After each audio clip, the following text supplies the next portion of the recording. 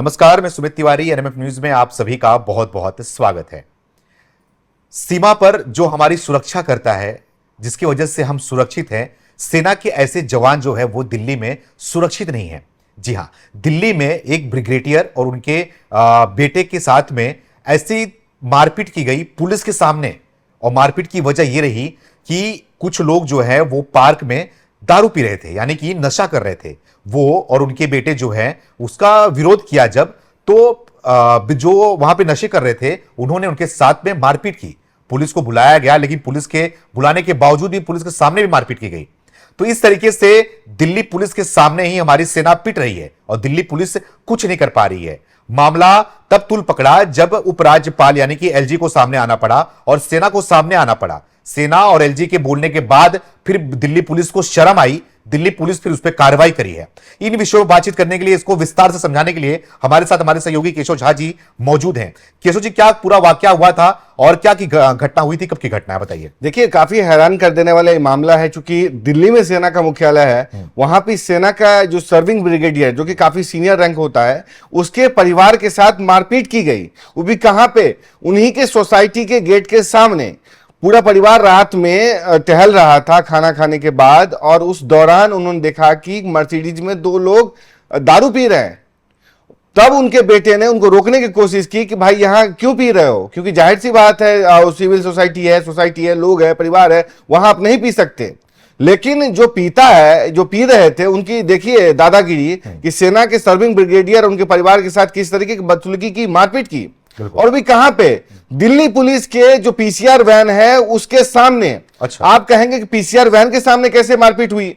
यही तो हैरानी की बात है। जब उन लोगों ने उनको रोका कि कैसे पी रहे हो, तो उनसे के साथ बदसलूकी की गई, उनके साथ बकझक हुई, मामला बढ़ा। तो इन लोगों ने दिल्ली पुलिस के पीसीआर वैन को कॉल किया। पीसीआर वैन तकरीबन मतलब देरी से आई। जब परिवार के साथ बातचीत कर रही थी, तो कार्रवाई करने की बजाय ये कह रहे हैं कि हम कुछ नहीं कर सकते, अगर टीम आती है तो वो कुछ एक्शन लेंगे। ये तो उनका रवैया था। लेकिन पुलिस डर गई उनसे। पुलिस मतलब ये कह रही है कि हम कुछ कार्रवाई अभी नहीं कर पाएंगे। जब बदसलूकी हो रही थी, मामला बढ़ रहा था तब।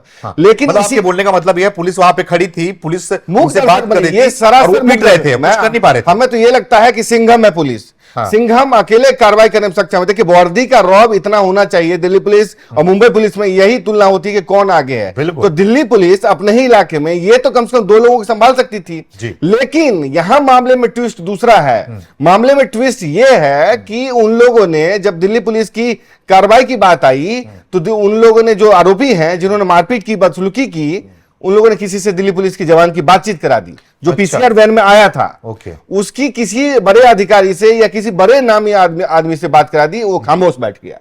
अच्छा। असल मामला तो इस बात का है कि उसने उस दोनों आरोपियों के सामने घुटने टेक दिए। किसी रसूखदार आदमी से बातचीत करने के बाद वो खामोश हो गया। अच्छा। असल मामला इसका है। अच्छा। उसके बाद जब दिल्ली पुलिस के पीसीआर वैन का जो अधिकारी था, ड्यूटी ऑफिसर, वो बातचीत कर रहा था इनके परिवार से, समझा, इसकी बातचीत चल रही थी। उस दौरान इन लोगों ने किसी और को फोन किया। वो लोग दो गाड़ी में लोग भर करके आए और उनके बेटे के साथ मारपीट की। दिल्ली जो सर्विंग ब्रिगेडियर हैं, पीएस अरोड़ा, वो गुजरात में सर्विंग है। उनका जो बेटा है वो खुद पोस्ट ग्रेजुएट है, आप समझिए कि आईआईटी दिल्ली से। तो एक अच्छा खासा परिवार है। और जब उनकी पत्नी यानी तेजस के जो मम्मी है, वो आते हैं समझाने की कोशिश, बीच बचाव की कोशिश करने आते हैं, तो उनके साथ भी बदसलूकी की गई। यानी महिला के साथ में, महिला के साथ ही बदसलूकी की गई। ये तो मामला तीसरे तरीके से गया, यानी कि सेना का जवान है, उसके बाद वो महिला है, एक परिवार के सामने पी रहा है। मतलब 3-4 एंगल से ये मामला बनता है। बात की पुलिस के सामने मार रहा है और पुलिस कुछ नहीं कर पा रही है, मुकदर्शक बनी खड़ी हुई है। सीधा सा बात है, जब सेना ने इस मामले में हस्तक्षेप किया, सेना ने अपने हाथ में मामला लिया, जब दिल्ली जो एलजी हैं तरनजीत संधू, उन्होंने मामले में हस्तक्षेप किया, तब दिल्ली पुलिस की, जो समझिए कि कान करे हुए दिल्ली पुलिस हरकंप में आई।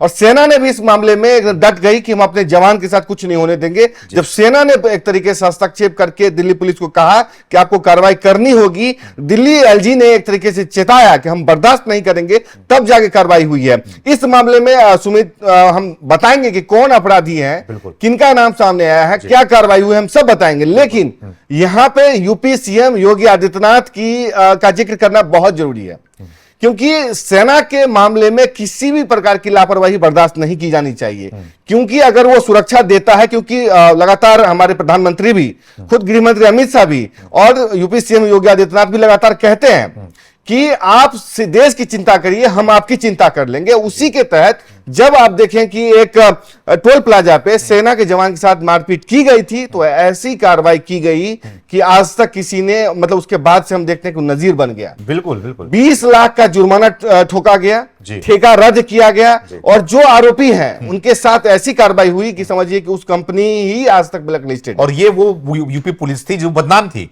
हाँ, वही यूपी पुलिस ने ऐसी कार्रवाई की कि आज लोग सोशल मीडिया पे उसी घटना का जिक्र कर रहे हैं कि योगी ने जैसी कार्रवाई की थी, यूपी पुलिस ने जो कार्रवाई त्वरित रूप से की थी उन आरोपियों की गिरफ्तारी के लिए, धरपकड़ के लिए, और उस जो कंपनी मतलब जिम्मेदार थी टोल वसूलने के लिए, उसको ब्लैकलिस्ट भी किया गया और यह सुनिश्चित किया गया कि आगे वो कोई भी ठेका उसको ना मिल सके। तो ऐसी कार्रवाई की नजर पेश की। हालांकि ये मामला सिनेरियो दूसरा है, लेकिन जो कहते हैं ना कि इंटेंट क्या होता है, इंटेंट वैसा ही दिखाना चाहिए था दिल्ली पुलिस का जैसा कि यूपी पुलिस ने दिखाया था। क्या कि जो कार्रवाई एलजी के करने के बाद, सोचिए कि ये जो दिल्ली राजधानी है, यहां पे एलजी भी हैं, गृह मंत्री भी हैं, उनके हस्तक्षेप के बाद दिल्ली पुलिस चौंकी है, उनके कहने के बाद दिल्ली पुलिस जो सक्रिय हुई है, कार्रवाई की है।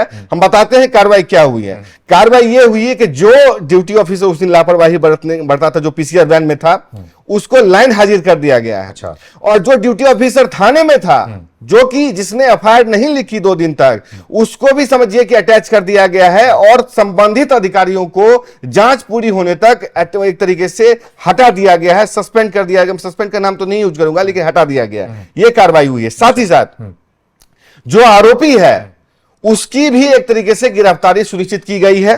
जो मर्सिडीज वैन उसमें एक तरीके से शामिल थे, जिनमें वो पी रहे थे, जो वीडियो सोशल मीडिया पर वायरल हो रहा है, उसकी भी जब्ती की जा चुकी है। इनकी गिरफ्तारी समझाइए कि जो वहां पे नशेबाजी कर रहे थे और जो उसके साथ पिटाई की मर्सिडीज से आए थे, तो मर्सिडीज का मतलब ये होता है कि वो छोटे मोटे आदमी नहीं होंगे, वो रसूखदार होंगे, वो बड़े आदमी होंगे, कोई बिजनेसमैन होंगे, जिससे ये पता चलता है। थोड़ा उनके बारे में बताइए आप। देखिए, आरोपी का जो प्रोफाइल है वो काफी शानदार है। कारोबार करता है वो हवा में, अरे वारदात डालता है जमीन पे। हवा में मतलब? हवा में कि वो एविएशन कंपनी का डायरेक्टर है। अच्छा। उसका नाम जो हम बताएंगे कि उसका नाम है, समझिए कि 49 वर्षीय सत्येंद्र उर्फ सोनू, 56 वर्षीय संजय शर्मा के रूप में जो उसकी पहचान हुई, दोनों आरोपियों की।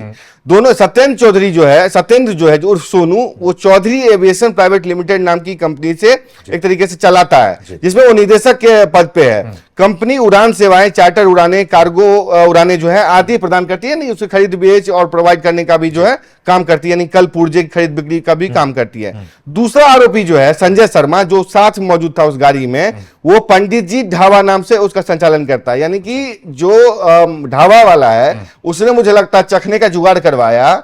और जो एविएशन का है, जो कि हवा में एक तरीके से काम करता है, कारोबार करता है, वारदात जमीन पे आकर डालता है, उसकी गिरफ्तारी दिल्ली पुलिस ने की है। अगर आपको बताऊं कि जो धारे इस पे लगाए गए हैं, उसके आधार पे अगर बताएं कि पुलिस पूछताछ भी कर रही है, क्योंकि 7-8 लोग भी आए थे, दोनों गाड़ियों से आए थे, उनकी भी गिरफ्तारी की कोशिश की जा रही है, छापेमारी की जा रही है। इससे पहले पुलिस ने बताया था कि भारतीय न्याय संहिता की धारा 115(2) स्वेच्छा से चोट पहुंचाना, 126(2) गलत तरीके से रोकना, 351(2) आपराधिक धमकी, 79 किसी महिला की गरिमा को अपमान करने या उसकी निजता का उल्लंघन करने के इरादे से कोई शब्द या इशारा करना, 191(2) दंगा, 190 गैर कानूनी सभा आदि के तहत एफआईआर दर्ज की गई है। यानी कि बहुत ही संगीन धाराओं में मामला दर्ज किया गया। ये तब हुआ है जब भारतीय सेना खुद एक्टिव हुई है।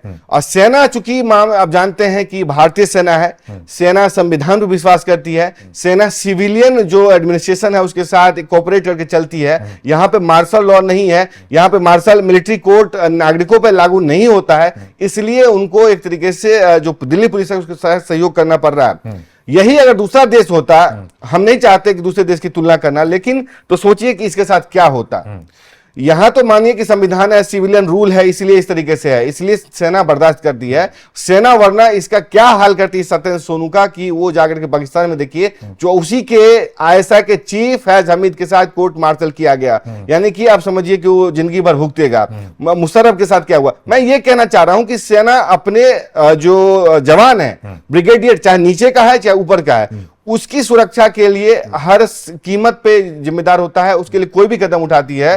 और एक और इंस्टेंस देते हुए चलता हूं, जब मणिपुर में एक जवान की हत्या होती है बीएसएफ की, तो पूरा इलाका चप्पा चप्पा छान देती है, समझिए उस अपराधियों को धरपकड़ के लिए, बंकर तबाह किया जाता है, गिरफ्तारी की जाती है, मतलब हर कुछ करती है। तो ये क्या चीज है। लेकिन हमें इस मामले में गृह मंत्रालय, जो केंद्रीय गृह मंत्रालय है, दिल्ली एलजी और सेना, और एक तरीके से समझिए कि जो कार्रवाई हुई है उसका शुक्रिया अदा करना चाहिए, क्योंकि जवान है, उनके मोरल ही सब कुछ है। अगर सर्विंग के साथ ऐसा होता है, जो रिटायर हो चुके हैं उनके साथ क्या होगा। बिल्कुल ठीक है। तो जी आपसे ये समझना चाहूंगा और जानना भी चाहूंगा, थोड़ा बताना भी चाहूंगा दर्शकों को कि दिल्ली पुलिस जिस तरीके से रवैया है उसका, दिल्ली पुलिस जिस तरीके से बदनाम है पूरे देश भर में, चाहे वो चोरी का मामला लिया जाए, चाहे वो नशे का मामला लिया जाए, चाहे वो दंगे का मामला लिया जाए। अभी आपने देखा कि लाल किले में किस तरीके से ब्लास्ट हुआ था, उसमें दिल्ली पुलिस की भी फेलियर थी कहीं ना कहीं, और अब जो है ये ब्रिगेडियर के साथ में मारपीट की गई।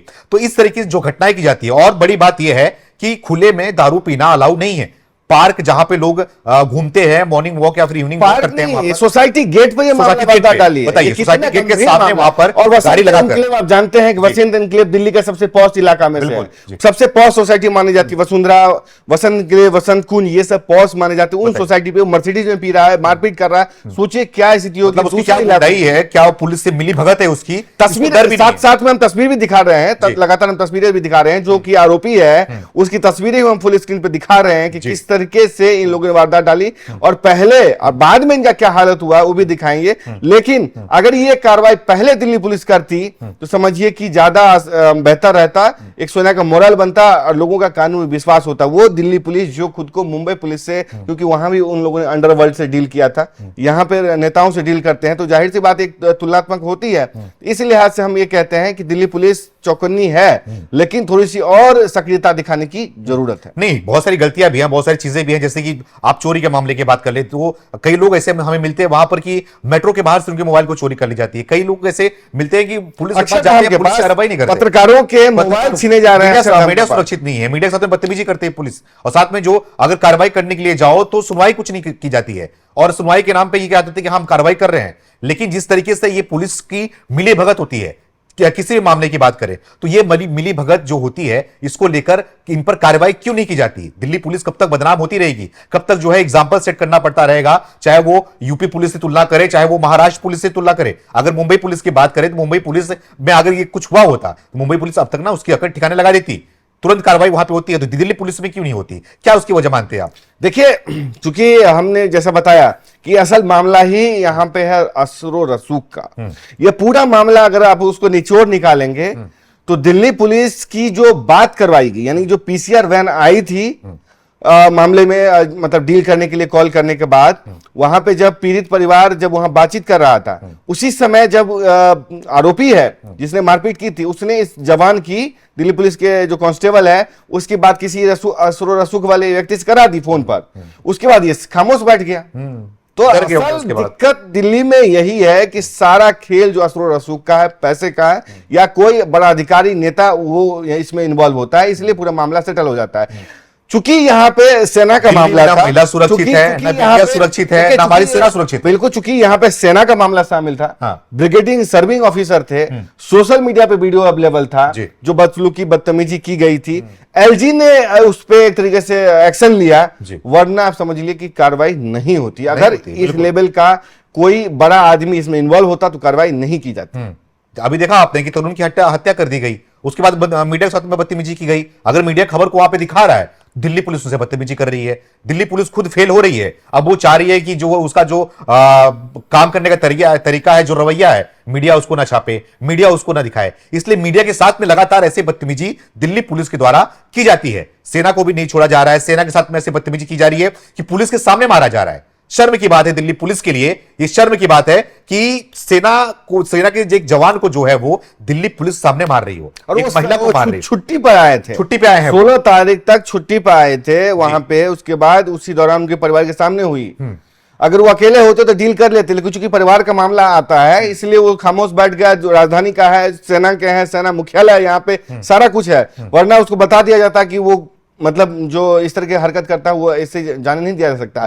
खैर, दिल्ली पुलिस की जो हीला हवाली है उसको लेकर सोशल मीडिया पे कार्रवाई का दबाव था, इसलिए इस तरीके से कार्रवाई की गई। अब देखते हैं आने वाले समय में मतलब और क्या कुछ प्रगति होती है और क्या डिटेल जी, सामने केशव आती जी। है। तो लगातार हम इन खबरों पे बने रहेंगे, लगातार आपको खबर पहुंचाते रहेंगे, लगातार पहुंचाते भी हैं। और आपका दिल्ली पुलिस को लेकर क्या कहना है, दिल्ली पुलिस के बारे में आपका क्या कुछ कहना है, आपके साथ में ऐसी कुछ एक्सपीरियंस हुआ हो या फिर आपके साथ में ऐसी कुछ घटना घटी हो जिसकी वजह से आप दिल्ली पुलिस से नाखुश हो और दिल्ली पुलिस के बारे में कुछ बताना चाहते हैं, तो कमेंट करके हमें जरूर बताएं। आपकी खबर ही हम दिखाने की पूरी कोशिश करेंगे। बहुत बहुत धन्यवाद।